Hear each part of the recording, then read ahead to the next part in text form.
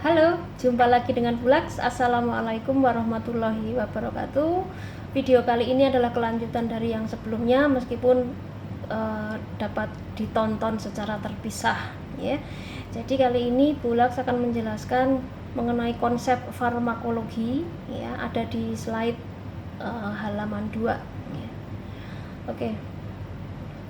Jadi mengenai farmakologi yang ada di fisiologi hewan terapan itu hanya sebatas pengenalan, ya, atau gambaran umum saja tentang apa yang dipelajari di bidang farmakologi, karena bidang ini sangat luas dan sangat dalam, sehingga kalau hanya dipelajari dalam satu pertemuan saja itu tidak akan cukup, ya.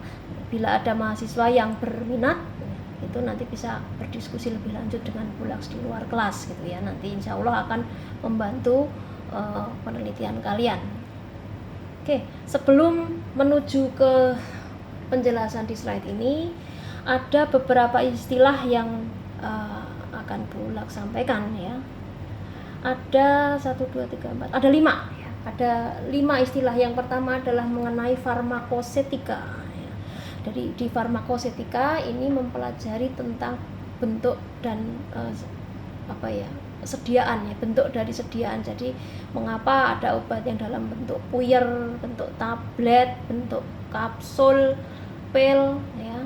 Kemudian ada yang diserbuk, ya, di blender saja, ada yang kemudian diekstrak dan seterusnya. Ya, mengapa kok dilakukan persiapan bahan seperti itu, ya. Itu dipelajari di farmakosetika. Kemudian yang kedua adalah farmakokinetik. Farmakokinetika itu mempelajari tentang ADME. Ini ada tambahan L, ya. Jadi LADME.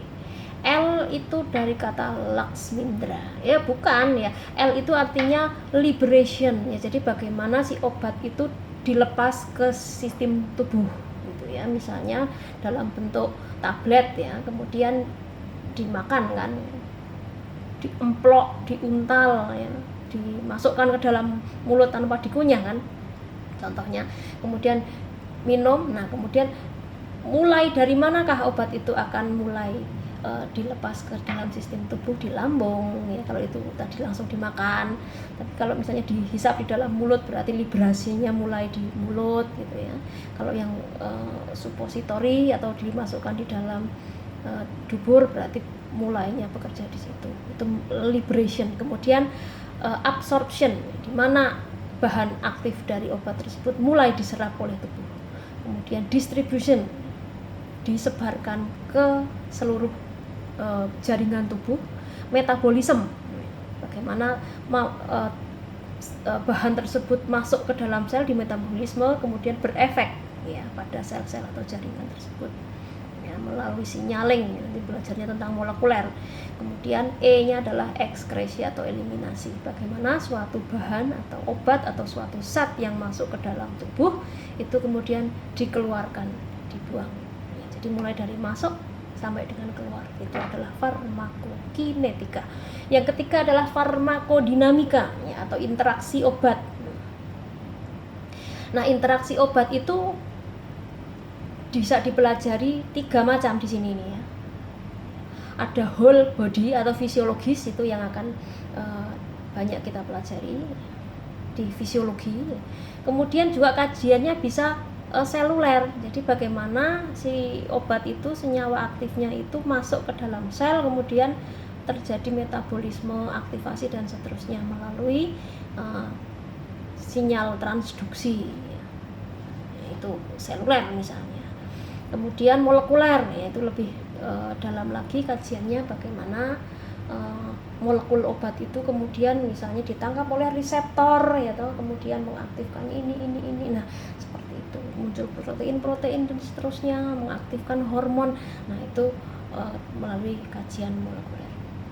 Kemudian yang keempat, ya, ini mungkin belum ada di buku, ya, di buku kan cuma 3, mengenai farmakognosi. Farmakognosi adalah identifikasi bagian bahan alam, ya, atau obat, bisa juga tumbuhan, hewan, mikrobia yang bermanfaat sebagai kandidat obat.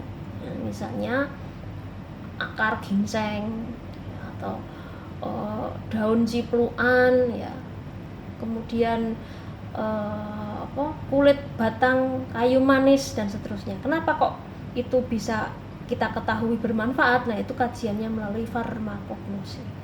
Nah, kemudian yang terakhir adalah farmakope. Farmakop itu adalah buku besar farmasi atau istilahnya buku suci gitu ya, kitab suci kefarmasian yang di situ berisi semuanya tadi ya. Ada farmakognosi, ada farmasetik, farmakodinamik dan farmakokinetik gitu ya. Jadi buku yang mempelajari tentang kefarmasian. Oke.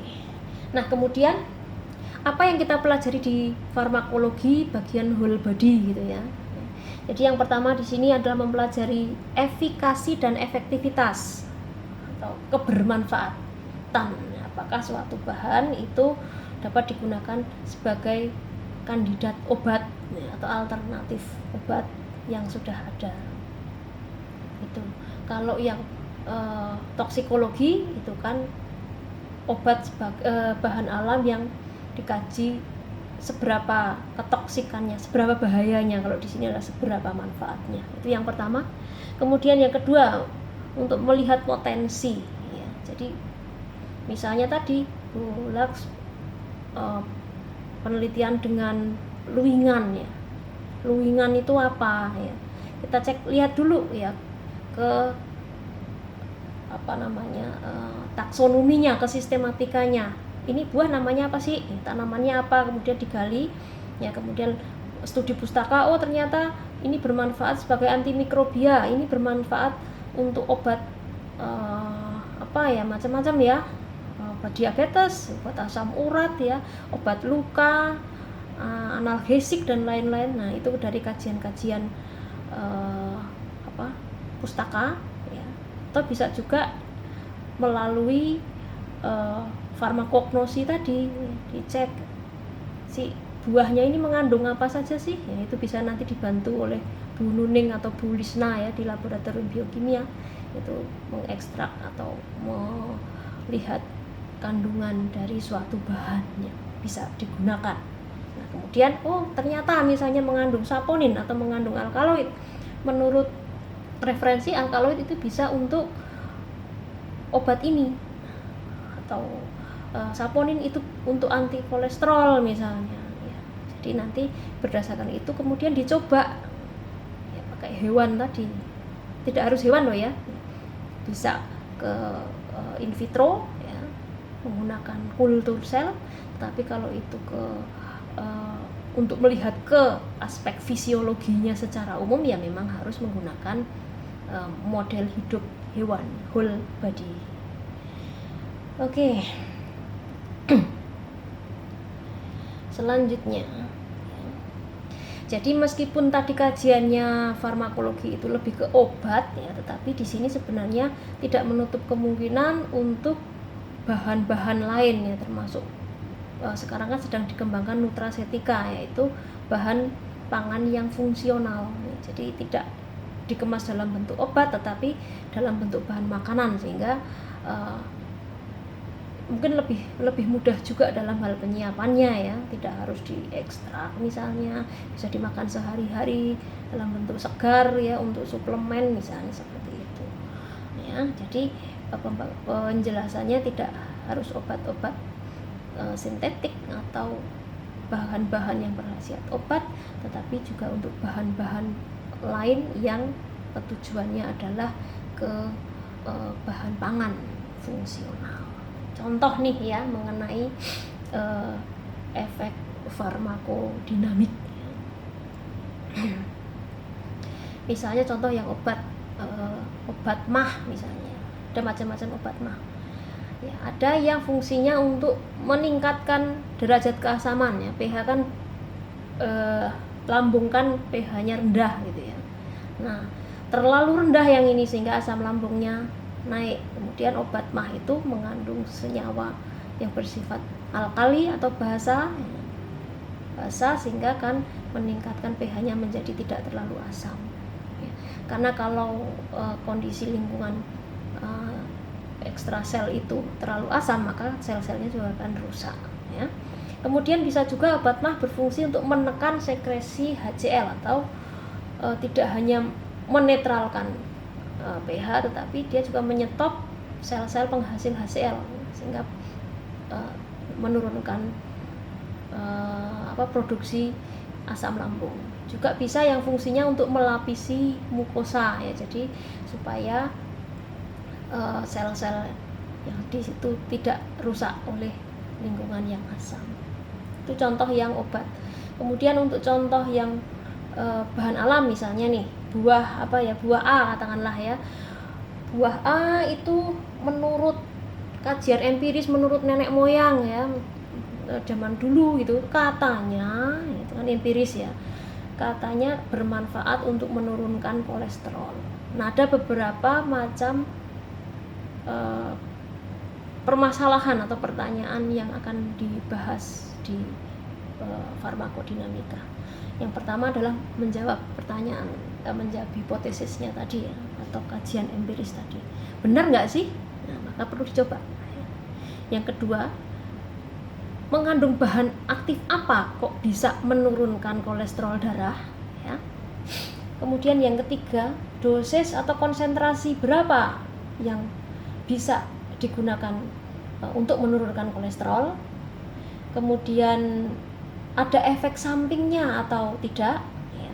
Kemudian selain untuk menurunkan kolesterol, bisa tidak digunakan untuk mengatasi gangguan fisiologis yang lain atau manfaat lain gitu kan. Biasanya obat-obat itu kan ada manfaatnya banyak gitu ya, tapi ya enggak terus satu obat terus semua gitu ya, kok agak menyeramkan ya kalau satu bahan alam kemudian kemana-mana bisa ya, kanker, diabetes, sakit jantung, ginjal tuh hanya dengan satu macam obat. Itu kok kayaknya ya gitu deh. Oke, kemudian efektivitas ya. Untuk efektivitas itu dibandingkan dengan bahan yang sudah ada, misalnya untuk menurunkan kolesterol biasanya pakai obat namanya statin ya. Kalau diabetes menggunakan glibenclamid atau metformin. Nah, itu digunakan pembanding lebih efektif yang mana, menggunakan obat yang sudah ada dengan kandidat obat yang akan kita teliti. Nah, seperti itu. Oke, ini kameranya Bulak sudah lowbat ya. Sebenarnya masih ada beberapa hal lah, ini nanti bisa dipelajari sendiri ya, coba-coba gitu menerangkan. Kalau misalnya masih mumet gitu ya, nanti bisa request lagi. Oke, demikian yang bisa saya sampaikan di sini. Mudah-mudahan bisa dipahami, tidak menambah kebingungan gitu ya. Jadi kalau ada yang mau menanyakan lagi ya, penjelasan lebih lanjut seperti pada video ini, silahkan mengisi kuis ya, judulnya Bu request dong Bu gitu ya. Mudah-mudahan masih ada waktu untuk Bulak menjelaskan lebih lanjut. Oke, sampai di sini dulu. Selamat belajar, selamat sore, tetap sehat. Assalamualaikum warahmatullahi wabarakatuh.